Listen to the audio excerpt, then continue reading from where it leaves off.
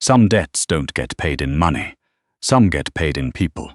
She learned that on a Wednesday, standing in the kitchen of the house she'd grown up in, listening to her stepbrother explain, calmly, like he was reading off a grocery list, that her name had been signed to a document she'd never seen, and that a man named Corvin would be arriving at 7 o'clock to collect what was owed. Her name was Addie, short for Adelaide, which her mother had thought was elegant, and her stepfather had always pronounced like an insult. She was 26 years old. She owed $40,000 in student loans she'd taken out, trying to make something of herself, and she'd spent the last 3 years doing the books for her stepfather Roy's landscaping company, because he said she was good with numbers and she needed somewhere to live. She was good with numbers, that part was true. What Roy hadn't told her, what she'd found out 3 months after moving into his spare bedroom, was that the landscaping company was a front. The trucks were real. The mowers were real. The crew of 8 guys who showed up every morning in the same green shirts were real. But the actual money, the money that kept the lights on in that house and paid for her stepsister Lee's car and funded Roy's twice-yearly fishing trips to the Gulf, came from somewhere else. She'd noticed the discrepancy on a Tuesday afternoon in February. 2 sets of numbers that didn't match. Revenue that appeared in one column and disappeared before it could be taxed. She'd brought it to Roy, sitting across from him at the kitchen table the way she used to sit across from her father before her father left, and Roy had looked at her for a long moment, and then said, "Good eye." She should have left then. She knew that now. She stayed because she had nowhere to go. She stayed because Lee, for all her problems, had been kind to her once when kindness cost something.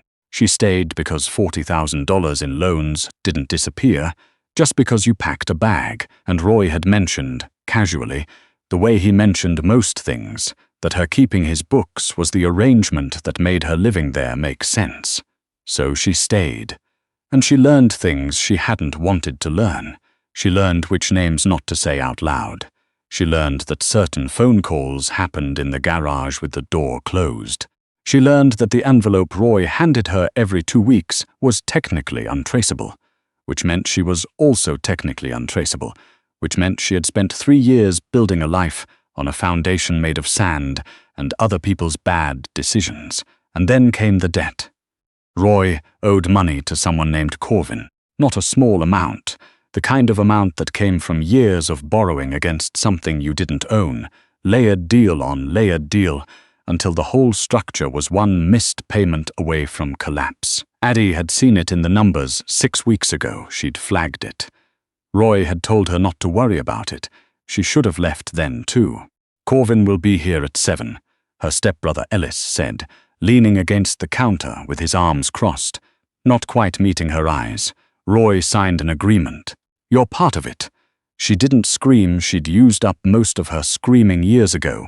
Back when her mother died and the world kept moving anyway, she just stood there with a dish towel in her hands and felt something very cold settle into her chest. What kind of agreement? Ellis finally looked at her. He had the grace to look uncomfortable. "The kind where you go with him." "I'm a person," she said. "I know. You can't sign a person." He didn't answer that, which was, in its own way, an answer. Corvin's car arrived at 6:58. She knew it was his because it was the only car on the street that looked like it cost more than the house. Black, low, with tinted windows and a driver who got out first and stood beside the door like a comma, waiting for the sentence to continue. Roy came to get her from the bedroom where she'd been sitting on the edge of the bed staring at the wall. He knocked, which surprised her. He said her name, which surprised her more. He stood in the doorway looking like a man who had made a calculation, and was only now beginning to feel the weight of it. "This isn't permanent," he said. "It's a placement. He needs someone who can manage accounts. You're good at that." "I'm being trafficked," she said. "No, it's—" He stopped, started again. "It's a business arrangement. You'll be compensated." She looked at him for a long moment. He was 61 years old. He had kind eyes, which she had once trusted, and soft hands, which she had once thought meant something. She understood now that a person could have kind eyes and still do the thing he was doing. She picked up her bag. She had packed it while Ellis was still talking, which maybe said something about her. "I want my loans paid," she said. "All of them. In writing. Before I walk out that door." Roy blinked. It's not negotiable. She'd learned that phrase from watching him use it at kitchen tables with men who came to the house after dark. "I'm good with numbers, Roy. I know what I'm worth to whoever this is. Get it in writing or I'll make sure the arrangement falls apart before it starts." He got it in writing. It took 20 minutes and a phone call she wasn't allowed to hear, but when she walked out the front door, she had a signed document in her bag and her loans were being transferred to an account she controlled. It was the first thing in 3 years that she'd made happen on her own terms. The driver held the door open. She got in. Corvin was already in the car. She had expected someone who looked like a villain. She wasn't sure what that meant exactly. Loud, maybe, or flashy, or the kind of man who smiled too much. She'd built a picture in her head during the 20-minute drive from Roy's house, something she could brace against. He didn't look like any of that. He was sitting in the far corner of the back seat, reading something on his phone, and he didn't look up when she got in. He was somewhere in his early 40s, she guessed. It was hard to tell with men like him.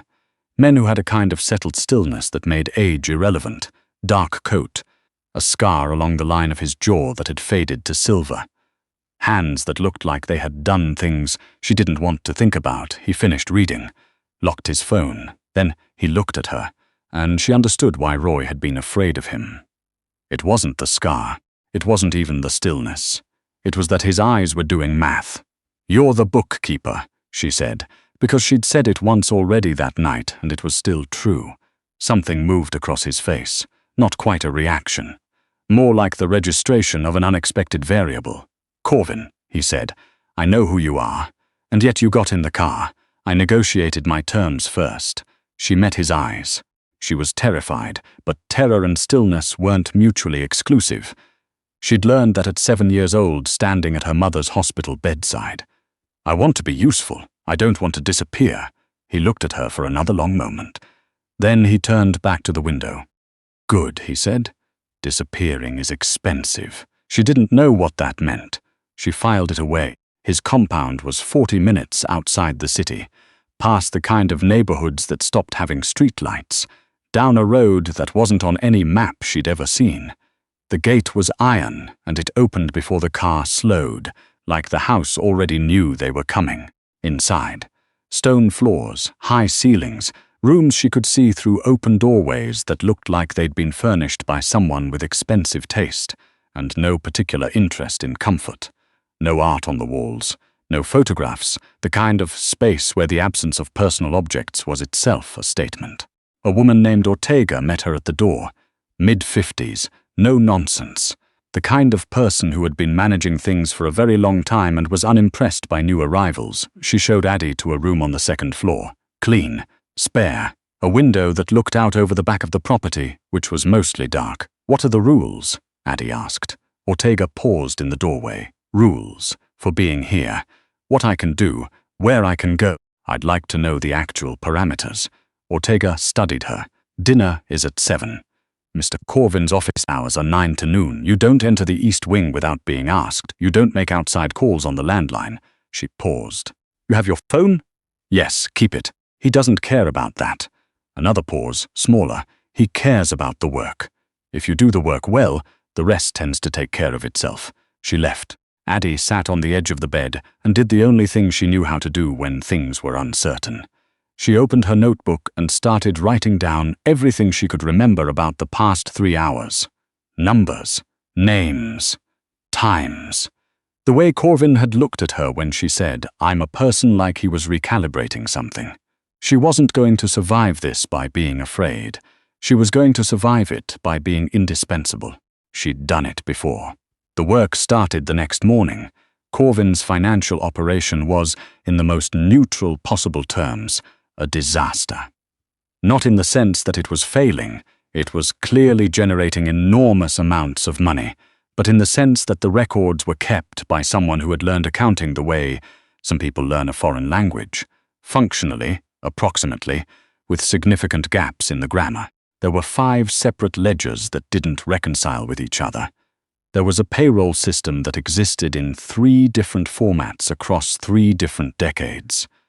There were accounts she couldn't identify, payments that had no corresponding invoices, and a tax shelter so convoluted she needed 20 minutes just to understand what she was looking at. Corvin sat across from her while she worked her way through the first ledger. He was doing his own work, or she assumed he was, because the alternative was that he was watching it, which she didn't want to think about. After 40 minutes, she looked up. Who set this up? Previous arrangement. What happened to them? A pause. They left, voluntarily. He looked at her. The math eyes again. Does it matter? It matters for understanding the system. If they left voluntarily, they might have structured it so only they could maintain it. If they left involuntarily, she stopped. I'll assume the former. Assume what you like, he said. Can you fix it? She looked back at the ledger. I can rebuild it. Fixing implies there's something worth preserving. There isn't. She turned a page. I'll need full access to all accounts. Every ledger, every shell, every receivable that isn't on paper. That's a significant ask for your second day. You're paying me to make your money make sense, she said. I can't do that working with half the picture. You can watch me the whole time if that's what makes you comfortable, but I need the full picture. He was quiet for long enough that she thought she'd miscalculated. Then he stood, crossed to the filing cabinet on the far wall, and removed a key from his pocket. One condition, he said.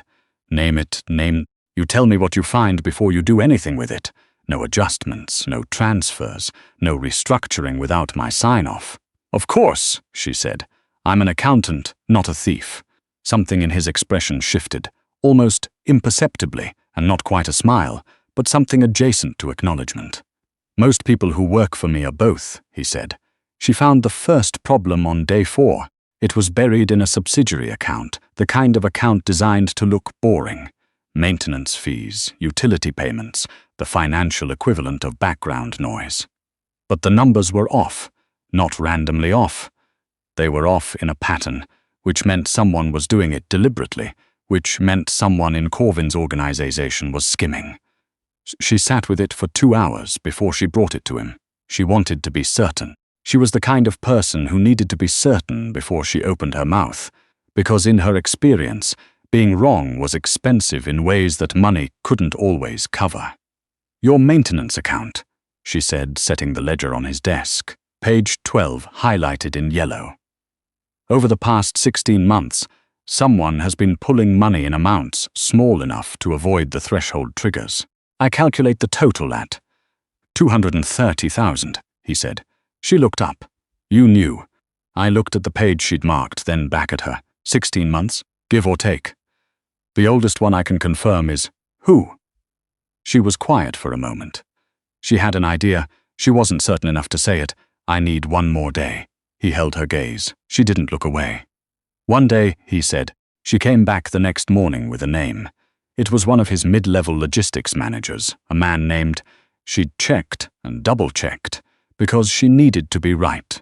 Farrow. She laid out the evidence the way she'd learned to lay out arguments, clearly, without embellishment, in the order that made the logic undeniable. She didn't editorialize. She didn't tell him what to do with it. That wasn't her job. Corvin listened without interrupting. When she finished, he was quiet for a moment. You could have buried this, he said. Why would I do that? Leverage. People in uncertain positions collect leverage. She looked at him steadily. I'm here to balance your books, not to build a case against you.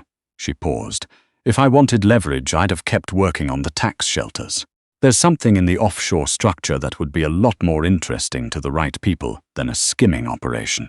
Then, and you're telling me that why? Because you should know I could. Because you should know I could. I'm not going to.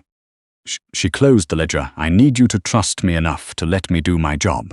I can't build trust by hiding things. He was very still. That's a strange approach, he said, for someone in your position. It's the only approach I know how to take, she said. I grew up watching people hide things. It never ended well for anyone. Farrow left. She didn't ask how. She filed it under not her business and kept working. The weeks that followed had a strange texture.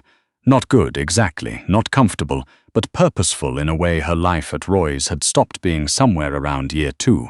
She woke up early. She worked. She ate meals in the kitchen with Ortega, who had stopped looking at her like a problem to be managed, and started looking at her like someone who had simply always been there. She walked the grounds in the evenings, which was technically allowed and which no one had expected her to do, and which she did partly for the air and partly to understand the geography of the place. She understood that she was not free in the conventional sense. She understood that her presence here had begun as someone else's calculation. She understood that Corvin was not, by any rational measure, a safe person. She also understood, slowly and against her own preferences, that he was a fair one, not kind.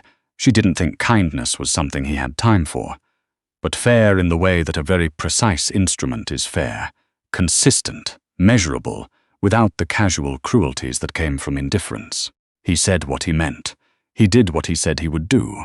He had never once spoken to her the way Roy had spoken to her, or the way Roy's clients had sometimes spoken to her, as if she were a piece of furniture that had unexpectedly started talking.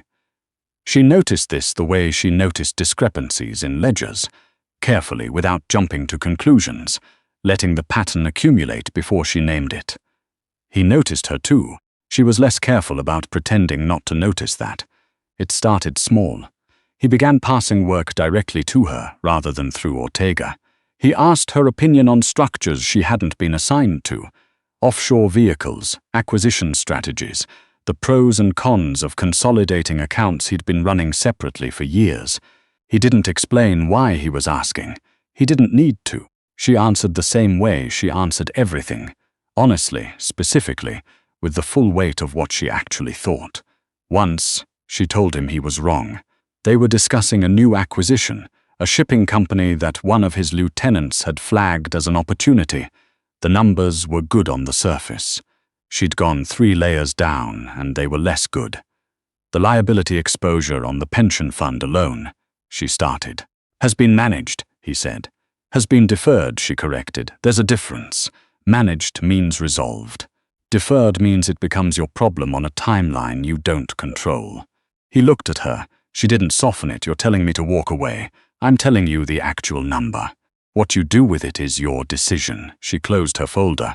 But if you ask me what I think, I'm asking, walk away. He walked away. She didn't find out until 2 months later, when the shipping company's pension liability exploded into a class action lawsuit, that she had saved him somewhere north of $11 million. He didn't say thank you. He handed her an envelope. Inside was the deed to a property, a small house 40 minutes north of the compound registered in her name. No encumbrances. They stared at it. What is this? She said. A house. I can see that. Why? He was at the window, his back to hers, when they were discussing something that required him to not look directly at her. You came here because you had no options, he said. I want you to have an option, even if you don't use it. She looked at the deed for a long time. You want me to stay, she said. He didn't answer immediately, which was, for him, an answer. I want you to choose, he said. She chose to stay. She told herself it was practical. The work was interesting. The compensation was substantial. The alternative was rebuilding from nothing with student loans that were technically paid, but with no professional history she could explain to a conventional employer. She told herself she was not naive enough to confuse a man being decent to her with something more than that.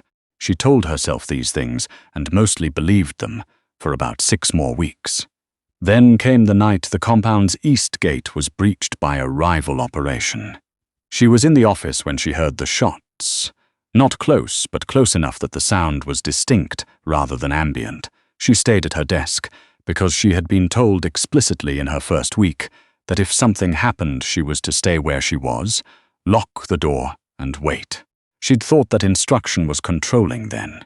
She understood now that it was protective. She locked the door. She waited. It lasted 40 minutes. She spent most of it doing something she hadn't expected. She was afraid, specifically and personally, and with an intensity that told her things about herself she hadn't been ready to know. She was not afraid of the situation. She was afraid for one particular person who was, at that moment, somewhere on the other side of the compound, doing something she didn't want to think about. That was the moment she stopped pretending the fear was general. He came to find her when it was over. He knocked, which he almost never did, and when she opened the door he looked at her for a long moment without saying anything. She looked back. She couldn't do anything about what was on her face. "I'm fine," he said. His voice was even. There was blood on his coat that she was already cataloguing and setting aside, because that was how she was going to get through the next 10 minutes. "I know," she said. "You were scared." "Yes, of the situation." She looked at him. No. He was quiet for a moment. Then he stepped inside. She had never been particularly good at the part that came after honesty. The part where you had to stay in the room with what you'd said. She'd always been better at the numbers. Numbers didn't look back at you. He was looking at her now. With the math eyes, but it wasn't math anymore. "This isn't a simple arrangement," he said. "It stopped being simple a while ago," she said. "I've been doing the accounting." That was when he almost smiled. She'd seen him close to it before, a slight shift at the corner of his mouth, but this was the closest it had ever been. "You would," he said. She did the accounts for the wedding herself. It seemed right, and also no one else was going to do them correctly. It was small. Ortega, a handful of people she'd come to recognize over months of working in the compound, a lawyer who asked no unnecessary questions. No family from her side, which stung less than she'd expected and more than she let herself acknowledge. She'd written to Ellis before it happened. Not to invite him, not to explain, but to leave a door open in case he ever needed one. She didn't know if he would use it. She filed it under pending, which was where she put things she couldn't yet calculate. Corvin, at the end of the ceremony, in a moment so brief she almost missed it, said her name. Not the bookkeeper. Not Adelaide. Her name, the short one, the one her mother had called her. She had done the math, over and over for months. The numbers kept coming back the same way. This was where she was supposed to be. Not because of where she'd started. Not because of what Roy had signed, or who Corvin was, or how the money moved through the accounts she now ran with complete authority. Because of what she'd built here, in the margins of someone else's world, with nothing but her own particular skill and her refusal to be anything less than honest about the numbers. She had come here as a line item in someone else's ledger. She ran the ledger now.